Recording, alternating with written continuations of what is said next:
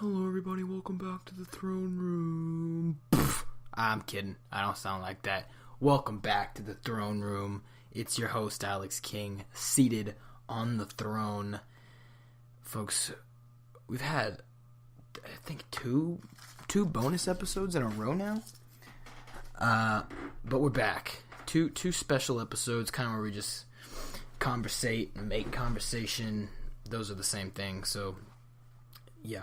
But no, we kind of just veered away from sports a lot, and I wanted to just take a break while we had the holidays going, and to get people on that really wanted to be on there, and it was a lot of fun. So if you haven't gone and listened to those episodes, go check them out. They're just titled Merry Christmas. That's the one with me and my brother, and then Happy New Year. That's the one with all of my friends from high school. So you gotta go check those out, folks. What are we doing? WildCard Weekend was this past weekend, and am I surprised? Yeah. I mean, four wildcard games, 8 wildcard teams, and honestly, I'm probably 3/4 surprised. 3/4 of the games that I thought were going to go the way they went the opposite of the way I thought they were going to go. And, starting it right off the bat, I mean, we're just going to jump right in here. Colts and Texans. And, in retrospect, looking back at some of the other episodes, I can see where this happens. Because for the past couple of weeks, I've been talking about how the Texans can't sustain the amount of success that they were able to achieve. I mean, they had like a 10-11 game win streak or something like that. But Deshaun Watson couldn't help getting sacked over and over and over and over again. I mean, he was the most hit player in all sports. So you got to protect your quarterback. You cannot sustain an offense without protecting your guy. You got to protect the guy running the show. You can't score any points if you can't convert, and you can't convert if you're getting hit on 3rd and 6, 3rd and 2, 3rd and 20.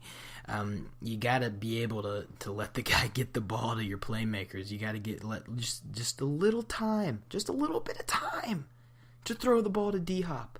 That's all. You just got to wait a little bit. Just hold the D for a little bit longer so you can get the ball to your playmakers. And it's that simple.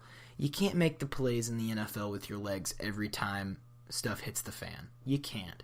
Nobody has ever been able to do it. Even if you did it in college, you can't do it at the pro level. It's impossible. You're not going to do it. That's why the dual threat quarterbacks out of college don't really do good, because you have to be able to throw from the pocket, hit your playmakers in space, let them do the work. The guys that can get 3-4 yard separation like D-Hop, and I mean, if we're going to be honest with each other, and we're always honest on the show, D-Hop doesn't even need a yard of separation. He'll still catch the ball. He had like 0 drops all season, maybe 1, I don't know. And, he's still barely got any yards of separation. But that's the type of playmaker the Texans need, and they need to keep him going forward. And, they definitely need to recruit some offensive linemen. Their defense was okay, but hey, the Colts came to play.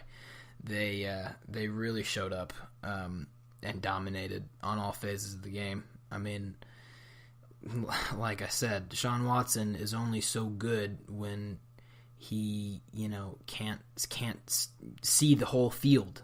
When he's having to force throws.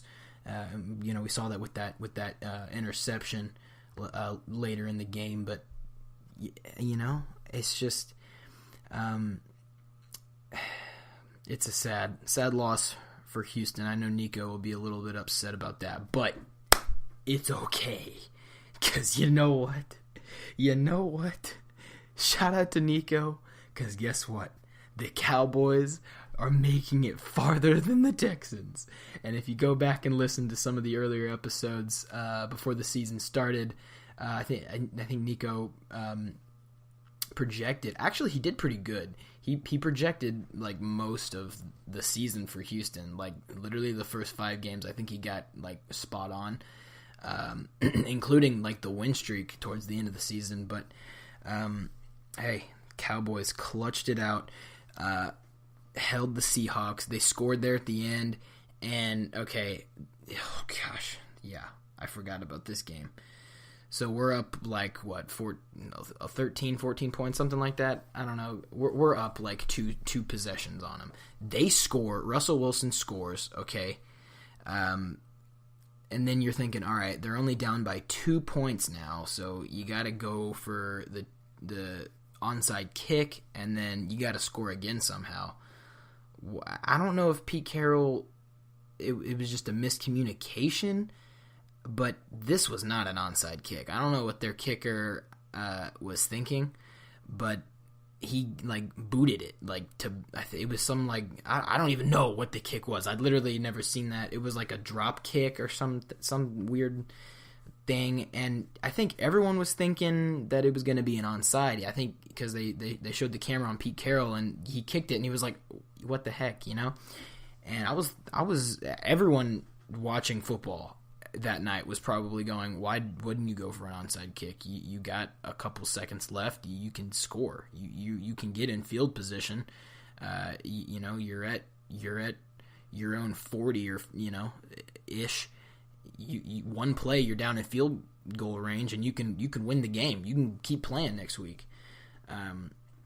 But I don't know. So you got to win on all 3 phases. That just goes to show you. You got to win offense, defense, and special teams. You got to win turnovers, and you got to have a good defense. And surprisingly enough, with the seventh best, with the seventh best defense in the league this year, Dallas came to play. Leighton Vander Esch, he's having a monster year, over 140 tackles on the season, and he's a beast. I am so impressed with that guy. Not to mention, we covered the field. A lot of the times, Russ would get out of the pocket and he'd try to run to the corner, and we really covered the field very well.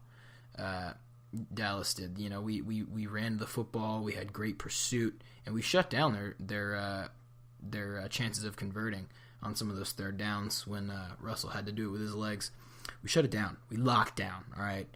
Final score 24-22. First of all these wild card games, and I know it's the NFL, so like it's status quo for it to be low scoring, but man, these games were low scoring. In the season of high scoring offense, all these teams are kind of traditional, like heavy defense, a lot of run, a couple of explosive plays, and then you score inside the red zone. None of this hyper explosive, Chiefs or Rams type football. But speaking of LA, the Chargers and the Ravens. Okay, so this was the 1/4 of this weekend's games that I predicted correct. I picked against the Colts. I picked against the Cowboys, but I did pick the Chargers, and they won. So we are 1 for 3 as of right now. But yeah, I knew that Joey Bosa would come out and lock down his side of the field. That pass rush is nasty. It's not even just Joey Bosa. It's just nasty. And their linebacker cores are fast I don't know, something fast. They're fast as something fast. Okay, you get it? All right. But even though they lost, even though the Ravens lost, Lamar Jackson impressed me. He impressed me a lot. He really did. I mean, the guy comes in, he's a rookie. I don't think I had started the podcast before I said this. Maybe I did. No. Maybe it was like one of the first episodes when we were having a conversation about should Lamar Jackson play quarterback or running back, and I had the opinion that he should play running back.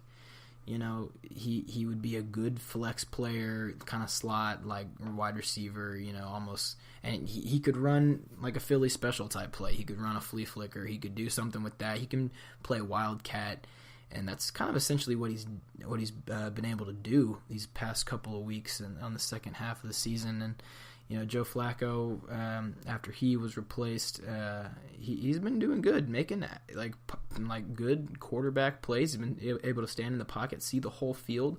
That one touchdown where he threw it. I'm sorry, that one touch. I lost my train of thought.